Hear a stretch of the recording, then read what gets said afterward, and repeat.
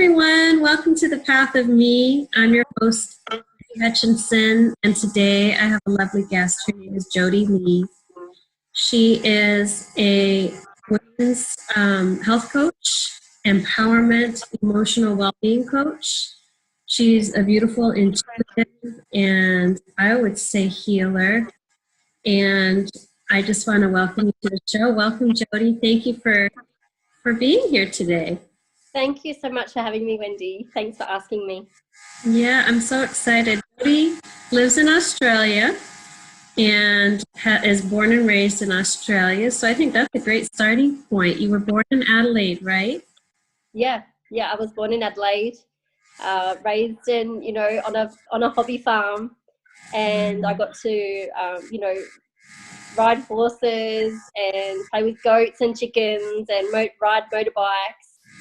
And what an awesome childhood. That's so cool. Yeah, and it was an amazing childhood and a dream for a child like me, who was so sensitive to her environment. So to be out on the land, bareback, riding my horse. Sure. Does it get any better? I don't think so. No, it just doesn't. Yeah, so I'm very, very blessed to have had a part of my childhood look like that. Yeah. Are you from a big family or? No, I have a sister. I have one sister and my mum and my stepdad, and I have my other dad who lives up here as well. But we all live here now. We all sort of migrated up to live on the Gold Coast, and it's just been such a magical place to live. A lot of people on the Gold Coast are very health conscious and very awakened beings, and it's just a great place to connect with a community. As you know, really. So and so I've lived here since 2012 on the Gold Coast, and so I can't see myself moving anytime soon. Maybe go back to the land again. I would love to do that at some stage. Yeah. That's cool. So it sounds like you were intuitive from a very early age. Yeah. Connected.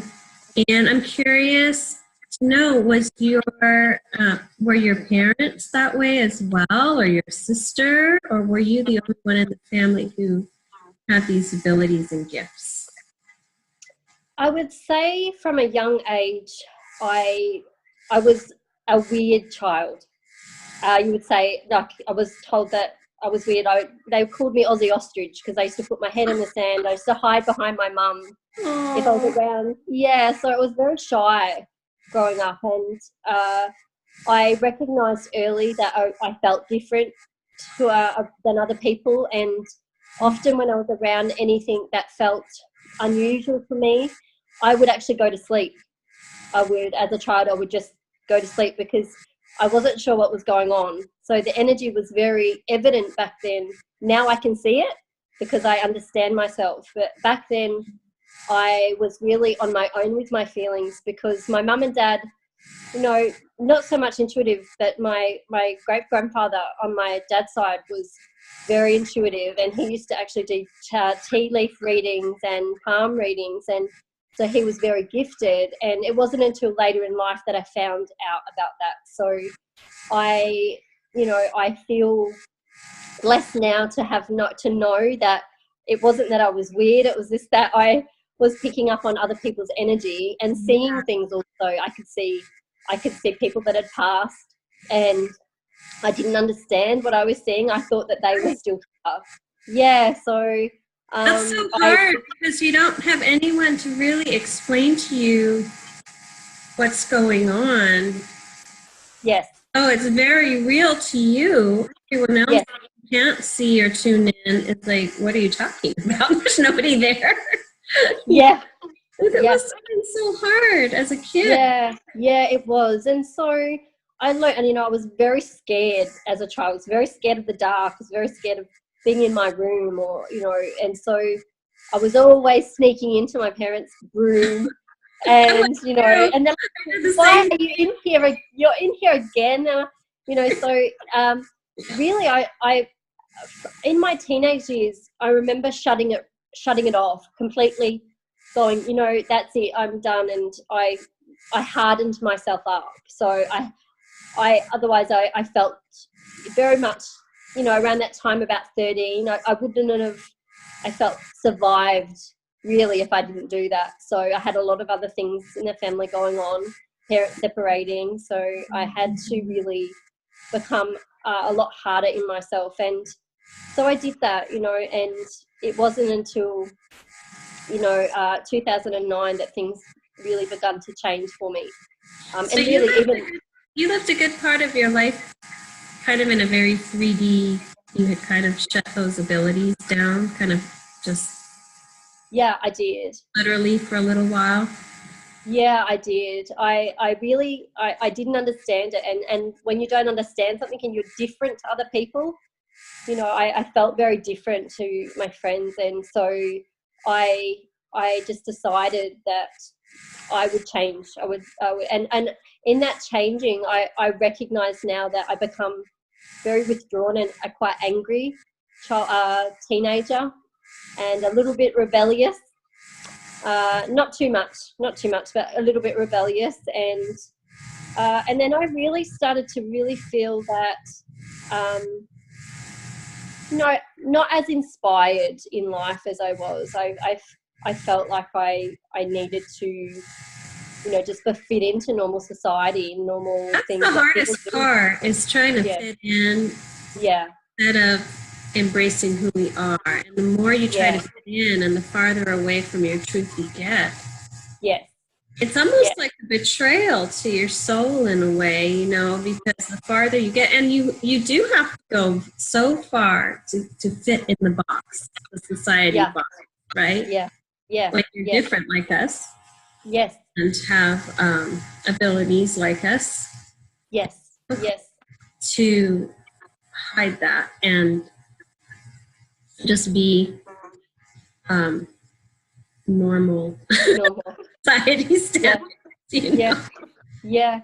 So what was the triggering event that shifted everything for you and sort of brought you back online? Yeah, and you know, there was a lot of things that led up to this moment. There was lots of, you know, physical ailments, so anxiety. You know, I got diagnosed with depression when I had my first daughter, and I loved being a mum. I absolutely loved, but I felt like I couldn't thrive in it either, because I had so much that I was carrying energetically, emotionally, so, you know, psychologically, really, of, you know, betraying myself for so many years. I had an amazing, you know, supportive husband as well at that time, who, you know, I felt didn't really understand what was going on for me. I didn't understand what was going on for me. And I remember I formed this really little network of women in, you know, mothers group, and we were sitting around one day, and, you know, I had a little bit of a altercation with one of the mothers, and she was someone that I really quite enjoyed being around, and it was just enough for her to say some really, you know, harsh words to me that it all just shifted for me. And I called my mum and dad, my stepdad, to come over to my house, because I'd lost it. I really had lost control of my emotions. I felt like I just felt so alone and didn't know where I fitted. So I had mum and dad come over, and I remember lying on the bed, and I remember saying to them, I had the worst anxiety, and I said, something has to change, something. I can't live like this anymore and be so like, you know, falling into a heap just because someone says something about my character. I needed to change that, to know that I'm worthy of being treated well. And so I went to sleep, and the next morning I woke up and something felt different. I got up, and everything, my surroundings were so sensitive. I felt so sensitive to everything around me. And I remember going, you've just got to go down to the beach, just go to the beach. And so I went down to the ocean, and for the next 2 weeks, I spent every morning walking the beach. At 4 a.m. in the morning, I would get up and I would go. And the shift that happened to me was the most incredible thing. It was that the blinkers come off my eyes. So I was walking around, I call it sleepwalking, alive and awake, but not awake. And so I had a gift of my blinkers come off, and I got to spend the next 2 weeks pretty much ego-less living. So without an ego, just completely connecting to source and energy and my spirit. And I recognize that feeling of when I was a child, of feeling like that and very sensitive. And so I remember when I first started walking down the beach and not really knowing why, and I had to pull away from a lot of people in my life and go within. I couldn't be around anyone that was harsh, anyone that was judgmental, anyone that, I could feel energetically that they were really in their ego. So for 2 weeks, and I remember hearing the words, whether you call it God, whether you call it an angel, whether you call it universe, I remember hearing the next 2 weeks, these 2 weeks, you're going to live ego-less, but after the 2 weeks, we're going to give it all back to you. We're going to give you all the lessons that you need to learn. We're going to give you all the teachers that you need to get back to this feeling. So I went from 2 weeks of knowing that this feeling of freedom, knowing myself as a spirit, was something that wasn't going to come to me easily again after the 2 weeks. I was going to have to do the work. Powerful to be gifted 2 weeks, not just a day, not just an hour. No. Weeks. How did you function in your real life? In that, were you just like in this state of bliss and unconditional love for everyone? Where people? I was. I didn't understand it, and it actually scared me. Also, I felt, as much as the ego was gone, it was also, well, who am I? What is this? What does all this mean? Yes. And so I spent a lot of time actually in meditation, and spending a lot of time just writing and journaling. And I actually wrote children's books in that time as well, which I have published 2 of those. Amazing. And I from that point on, I haven't stopped growing and learning and really focusing on my spiritual self, and always growing that part of me that understands that those 2 weeks were there for a reason, that place in me, that that light in me was here for greater things. So incredible. Yeah. What's it like to come back, to wake up that one day and it's gone? What was that like for you emotionally? That's a huge shift, like overnight. Yeah. I felt once all these lessons come back in, I saw life a lot differently, and it gets me emotional actually talking about it, because it meant that a lot of things fell apart in my life, and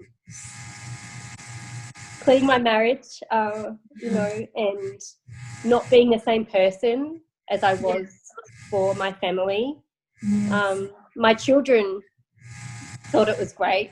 They understood, and I had a lot more understanding of what I want, who I wanted to be as a mother. Instead of just getting through, just getting by. I felt that. How old were they at the time? So they would have been, so my son would have been 3 and my daughter would have been 6. So they're pure light beings at that age themselves, so they could see you. Yeah.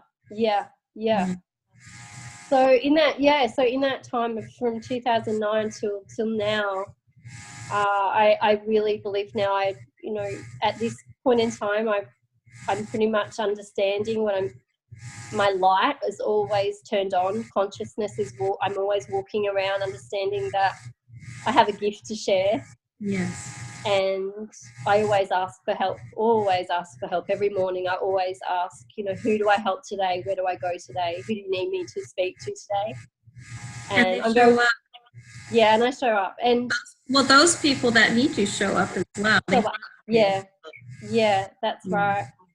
Yeah, but I think a lot of people, a lot of women that I get to speak to, they're in the same place. They've held themselves back for so long, and it's come from a place of conditioning from childhood. Absolutely. Yeah. Absolutely. Yeah. And so when women are about to awaken, or, they want some understanding, they come to see me, and I'm so blessed that I get to do this work. I feel like I wake up and I'm like, is this what I get to do? This is my path. And yeah, so I have moments of still thinking, of my old self, and I think, would I change it? I would never change what's happened to me. But I do think of my old self, and I think, all the ladies that are still, they're in their old shell, and they're just waiting to come out and become the lighter version of themselves. And the healing that occurs from that, from all the people around them, is the community, the greater earth, the universe. And I really believe that we are awakening to a bigger understanding of why we're all here. Yeah. It takes courage to shed the old paradigm and the old programs and the old self. There really is literally a death of the old you. Yeah. Through that as well. Yeah. And it has to happen in order for you to step into your light and own the mission that you come here to do. We have to release the aspects of self that no longer serves us, and it can be a very brutal and painful experience to go through the complete destruction of you. Yeah. Did you have anyone guiding you or helping you through this process? I did. I when I first began, in 2009, I had my first ever, I was called spiritual teacher, and I'm no longer in contact with her, but she was an amazing lady who really just sort of helped me understand a little bit.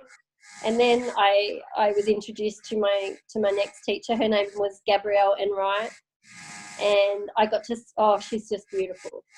And I got to spend time with her. I become a breathwork therapist, and I did rebirthing in that time. And that was an amazing process of understanding myself again, of all the conditioning and all the stories that I had added to my life that weren't serving me at all. And from there, I've had another teacher that probably stands out the most. Is his name's Nima Ramani, and he is just an amazing. He does what's called an overview method, and it really helps you empower yourself into doing your own inquiry into, if something's coming up for you around some relationships, or what's coming up for you around, I don't know, money or your career, then, that you can do your own inquiry into that. And so he's been a really huge catalyst into my, what I'm here to do now in the coaching sense. And so I've done a lot of my own healing, I guess. I've done my own inner work through meditation. I did a lot of meditation, a lot of walking meditation, and also through also that sensual part of yourself. A lot of women don't They don't want to go into that area of sensuality, sexuality either. They so that's another area of work that I do. I work with the feminine to help a woman to understand her femininity, because we've become so masculine. With and a lot of women are not understanding that they don't have to do all the time. They can stop, and they can create. And, I think the divine feminine is becoming very powerful right now. Yeah, it the is. energy of the divine feminine is rising. Yes. And Yes. women are starting to stand up and be seen. They are. And we've got, I think, we're, in that, I will say that we need to stand up, but we need to keep that understanding that we are here to be a beautiful woman essence, and that will, I believe, will heal generations to come. I really feel that the women that are stepping into their power, or have stepped into their power for a while, are just getting started with what we're here to actually do to help heal our world. Yeah. Yes. There's so much programming that needs to be shed. These old paradigms and these old expectations of what women are supposed to be. Yes. They're supposed to be everything, basically. Yes. Not complain. Yes. Play small, be quiet, behave. I think the fullest expression of the woman has been very much suppressed. Absolutely. For so many generations. And it's time for women to stand up and own their divinity and their truth and align with who they have come here to be. Absolutely. And I see the feminine as being, the wind, the creative wind, and it is everywhere, and it's fluid and it moves, and then the masculine I see as the solid tree and the roots and the grounding. But when we're always in our masculine, we become very blocked to what our feminine essence is here to do, and that's to nurture, to have compassion, to care, to have beautiful words said to someone, and really nurturing our children, nurturing our partners, but also having that nurture come back. Also, not just giving. It needs to come back. And I know with me, if I haven't given myself enough love or enough time with myself, I can start to get quite, in my masculine, and so I recognize that now and always pull back and take time for myself. Yeah. I think that's the key, is to actually, it all starts with you. Yes. Saying to you, to loving yourself, right? To walking yourself home first, to your truth and alignment, so that you have more to give. But I think women are programmed to just give it all away till there's nothing left. And then they keep giving and giving until there's some sort of breakdown or a health issue or crisis that comes from running on empty for too long. So tell us a little bit about your work. It sounds so empowering and beautiful. Tell me a little bit about what you do. And I guess I see it when I was giving. I like to have a little, imaginary mind, understanding of that. So in my mind's eye, I would see that when I'm giving of my heart, then that's what I'm here to do. But when I'm giving of my soul, then that is when a lot of women, the health issues come up. You're giving too much, you're giving way too much of who you are, essentially. So I was doing that. I was giving, and I was giving of my soul. So common. Yeah, and in just over a year ago, some health challenges came up for me, and I had glandular fever. I suffered from being really, really tired, and my mum and dad were actually living with me at the time, and My mum actually said to me, how are you going to get by without us when we leave? They were building a house. So I said, well, I really don't know. She said, you know, you're so tired all the time. And I said, yeah, well, something has to change. I said, something has to change. And I had a friend of mine, he came in and he said, Jodie, I've been given something I need to show you. And I said, oh, you know, okay, come over, you know, and he kept, and I just ignored it. And the third time around, he said, like we all do. Yeah, Jodie, you need to have a look at these. And he had suffered from chronic fatigue. And I said, okay, I trust you. I'll take a look. And my family actually, my mum hadn't been well, and my sister either. Some really big health issues had come up for them. And in that moment, I just went, okay, all right, I'm ready to understand more about health, because family is my biggest value. If there's something going on with my family, then I'm going to do everything I can possibly do to find out the information I need. And so, so he introduced me to this amazing tribe of people who are on a health mission to, you know, help women, help people with their health. And so I work for a tribe of people called the Tribal Wellness Movement. And we have a group, a really big community group on the Gold Coast. So if I have there's a program that goes along with that. And so it just added value to the other things that I get to do, the energetic work, the coaching, you know, to awaken a woman to her power and her strength and what she's actually here to do. And then I have the health coaching as well. So that's the Tribal Wellness Movement. That keeps me really busy. People could connect to you if they want to learn more. Absolutely. Yeah, so I website down below so people can find your email. That would be great. So I feel really blessed that I was introduced to this group of people, because it gave me another avenue. So when someone came to me with a health issue, I could say, well, I have this, have a look at this, you know. And I have a lot of women who are on this program, and they just like, thank you so much for showing me that my health was suffering. I didn't know where to go. And, you know, I believe that hospitals are needed, pharmaceuticals are needed. But that's when things get really bad. I believe that we are here to heal ourselves and to take complete responsibility for our health. And if we're not going to do that, then who's going to do that? And so not just emotional health, but also not just physical health, but emotional, spiritual health.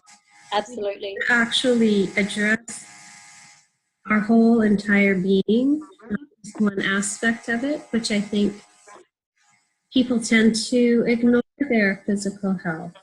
They do. And not nourish their body, not think about it really.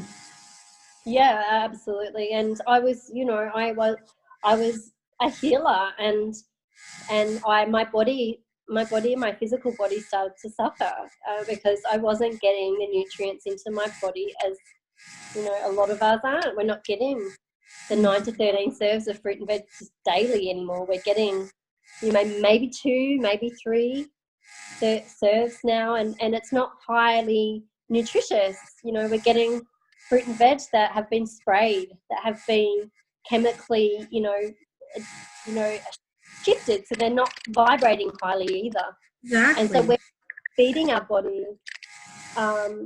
really chemicals, and no wonder we are becoming a nation of wells of unhealthy people. And so, so I feel really proud that I have found a place for people to go and go, I want to get healthy, and I can show them how to do that. That's great. So you have two sides to your business, because you can address the physical, but you can also address the energetic and emotional body as well. Absolutely. Your coaching work, it sounds like. Yeah. And you can see how both of them fit together.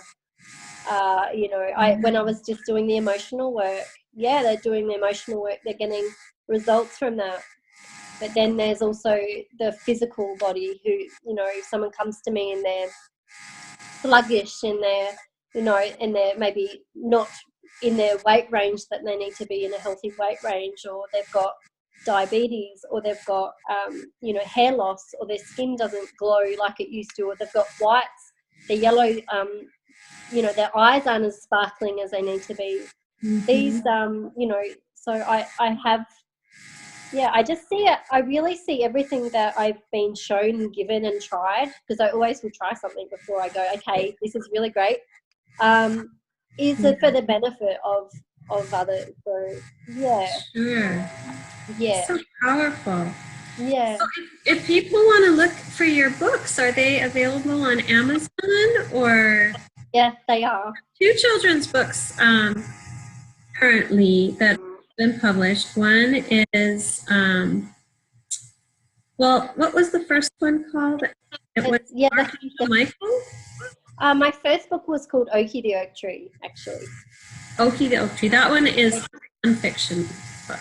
Yeah, that's right. And I wrote that when I was walking along the beach, actually. I heard the verse when I was walking along the beach, and really that book was birthed from that verse, you know, and it's in the middle of the book. And I am so, as you can see, when I talk about my children's books, I light up, because children, I love kids so much.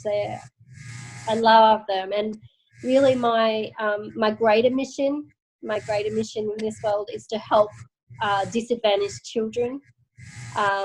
And so I've actually teamed up with another lady, MJ, who she only recently came into my life, and when she said to me, my greater vision is to help disadvantaged children, I just went, okay, I really want to work with you. And so we've joined we've linked arms. We're about to do a Empowering Women's talk in Adelaide. Going to go back home and do my first talk in Adelaide. Congratulations. That's Yes, I'm so excited.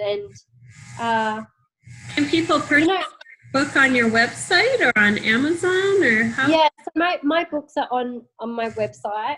So Jodie Lee Healing. So .com, it's And I'll on put there. that And address down below. yeah, and also on Amazon, so you can find me on Amazon and you can order it from there. And then I've got the other book there, is called Archangel Michael. And being a really scared child, as you know, I spoke about that before, I felt that there was a little void for children in the books area. I would go to the books and I'd look for a book for my children as well. You know, on being scared at night or needing protection, or, you know. And so I ended up writing that book because I'm very connected to angels, and I felt that Archangel Michael, the presence of that angel, archangel, whatever you want to call him, is very strong. And so I was able to help my children with that book that I wrote, to be very feel very protected, even though whatever's going on for them, they might have things come up that makes them fearful, but also always calling help. So yeah, so that's what that book's about. It's been very popular, that one. Yeah. That's awesome. Congratulations on publishing 2 books, and I feel like you have more in you. I've actually got 3 others. I've got 3 others that are. It's just, but it's time. It's time. I've you know, because I wake up, I'm okay, well, it's just time. I've got those books ready to go, and I've actually got a publisher that I'm going to use. It's taking action and getting them done. Exactly. Well, maybe now's the time. Maybe you had to just get to the right place in your life. Yeah. You were ready to move forward, and I kind of feel like it's all just going to happen for you all at once. You're just, as they say, exploding on the scene. I feel like that's what's going to happen in your life. Yeah. And I think, you know, it was that, as I spoke to you before about that ownership of your gift, you know, taking ownership of that and speaking as it, you know, it's important to speak of it in a loving way and not disregard that gift in any way and say, oh yeah, it's just what I do. It really is a gift. And it is. And I think that it took a little while for me to understand that it's okay to say that too, you know. Yeah, so, absolutely. Yeah. I think women are taught to play small. Yes.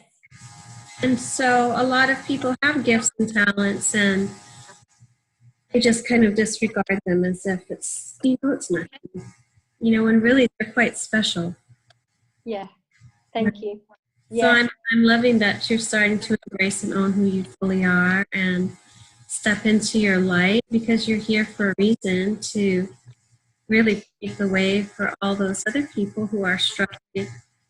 Absolutely. Need some guidance. Yeah, and I was actually listening to a podcast by Carolyn Miss and Oprah Winfrey just a couple of days ago, and it was about a topic of, like, does everyone have a gift they're here to share? Does everyone have a purpose that they're here to share? I believe it. I believe it's true. Yeah, it's absolutely true. And usually you'll know what that gift is from when you're a child, what it is that really lit you up. What is it that really, what were you doing? What were when I was a kid, I was always had dolls, and they were always in relationships and talking with one another, and I was always trying to fix that so it was evident to me what I was going to be doing. Yeah. So, oh my gosh. Well, how perfect that you found all this coaching and energy work and everything that's aligning so beautifully with your life. What's next for you? What do you have planned?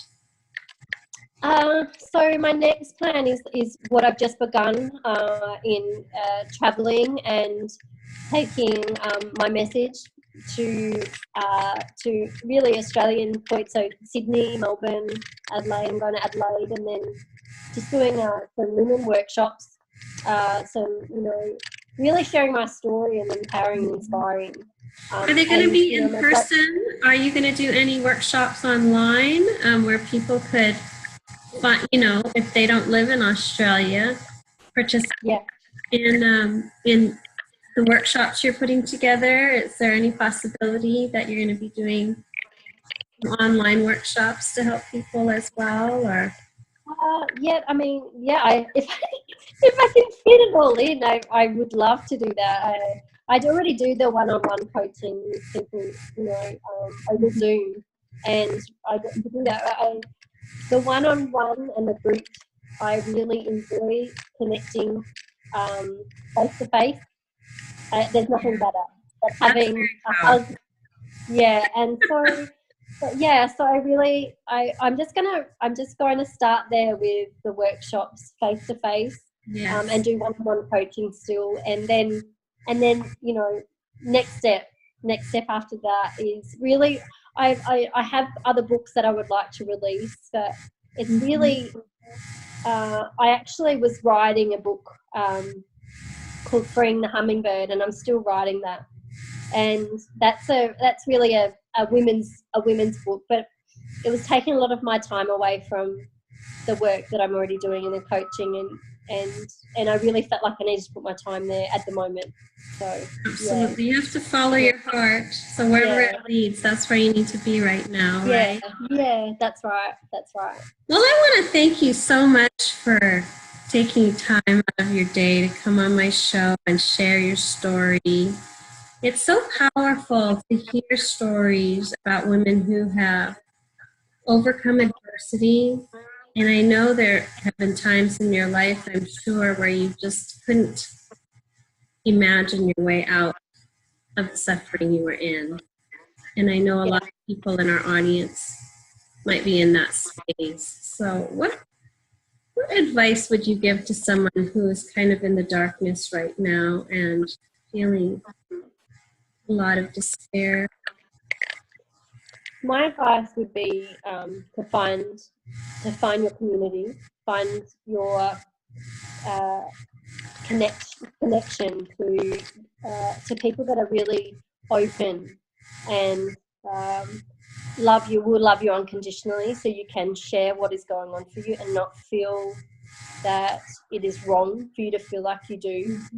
So I would really encourage anyone that's sitting at home on their own, isolated, to really reach out to a greater community. And if you need help doing that, I'm more than happy to put you in the right direction.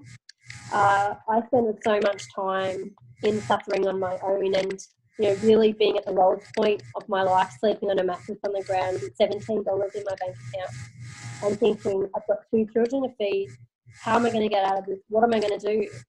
And then I was gifted with this tribe, and I wouldn't change it. I wouldn't change any part of, and it's just growing. And I do know that communities like that are popping up everywhere around the world. So if you are on your own, please reach out and, get connected with non-judgmental people. Yeah. That's the key, the non-judgmental part. Yes, definitely. But there are people out there. There are communities out there. And I think it's important for people to, because I think when you're suffering, the last thing you want to do is connect. I know for me, I tend to withdraw. Yes. Rather than engage. Yes. So, but then that's a dangerous place when you're in the dark. Absolutely. And there's such a gift in your vulnerability to share with people that have felt the same as you. And it's funny, when I have said to someone, well, this is how I felt, and someone has said to me, me too. And it's an acceptance of, oh, okay. And I remember walking into that tribe of people and going, oh my God, this is where all my people are. Where were they? And what I realized is that they had been doing work on themselves as well, and they had gone through similar things as well. And when we came together, there's just so much magic and healing in that. Mm-hmm. Yeah. I think it's really important for people to know that they do have to do the work themselves. We do have to go there. We do have to go in the dark. We do have to excavate aspects of ourselves that we don't want to look at, and that's where the healing begins. Yeah. Right? Well, I know that my Nima, my spiritual teacher, he spoke of the hero's journey and how if something needs to change, something presents itself. Like with me, I had a lady, one of my friends say to me, some really nasty comments, and it was enough for me to go on a hero's journey to learn aspects of myself that I didn't want to look at, I didn't want to own. That's when change really happens, when we have something catapult us into what it is that we're here to. Absolutely. Yeah. It takes courage too. It does. Ourselves and look in the mirror and go, ooh, I don't like what I'm seeing. I don't like that aspect of me. I don't feel this way. And really kind of unpack that. And but we're so much better for it once we can transcend it, Yeah, and I even look at women, and when I do the work, you see the energetic shift. You see even the physical changes in the face, in the eyes, in their posture, in the way that they carry themselves. It's just beautiful. Yeah. Really powerful. Really it is. Yeah. Well, thank you so much for sharing all of your beautiful journey with us today. Do you have any, before we wrap this up, do you have any final words of wisdom you want to share? You always have these beautiful, inspiring posts on Facebook, which is what I love about you. I know you've learned so much. Maybe you can just share something that might help somebody today. Firstly, I just want to say thank you so much, Wendy, for having me on. You're amazing. You're such a sparkly light, and I'm so grateful that we got to meet each other. So thank you. You're very welcome. I guess my last little probably bit of wisdom would be come back to the understanding of the magic of who you are. We're all born to be creative, and create from a space of love. And if you're in a dark place, or you're living from a place of fear, and you don't have an understanding or the courage of, well, how do I even get to that place? Then make an inquiry, ask for help, And those people, whenever we ask for something, it always will come. It always will be presented. So don't be scared of change. Change is a great thing. You know, it's where the magic of life is, in creating. So that's probably, yeah, I feel so passionate about creating that so many people have stopped dreaming. They've stopped understanding what their dreams are. And if it may be from, you know, the conditioning of your life, or it could be from a partner, it could be from, you know, what you think you're here to do. But what do you feel in your heart is right for you? That's where the truth is. That's the truth. It's in your heart. It's in your heart. It's here. And so I think we need to also make clear, when you say ask for help, we're not saying ask a friend. We're saying ask the universe through whatever means you speak to the universe, whether that's prayer, whether that's journaling, you know, whatever that is. Jodie, I think you disappeared. Your picture is gone. Oh, there you are. Second. I was like, all of a sudden, my face was like, whoa, like the whole screen. I'm like, whoa. But I think it's really important that you ask the universe, and the universe will deliver your higher aspects of self. Absolutely. Your spiritual team will come and they will assist you through whatever you're going through. Absolutely. And then synchronicity happens and people come into your life with the, you know. It's amazing how that works. Follow the trail of breadcrumbs for sure, right? Yeah. So, well, I want to thank you so much. And to my audience, thank you so much for tuning in today. I love sharing these inspirational stories every week. If this resonated with you, please, you know, subscribe, like, and share. And I hope you treat yourselves well today. I love you all. I have really enjoyed putting this series together. So thank you and have a beautiful day.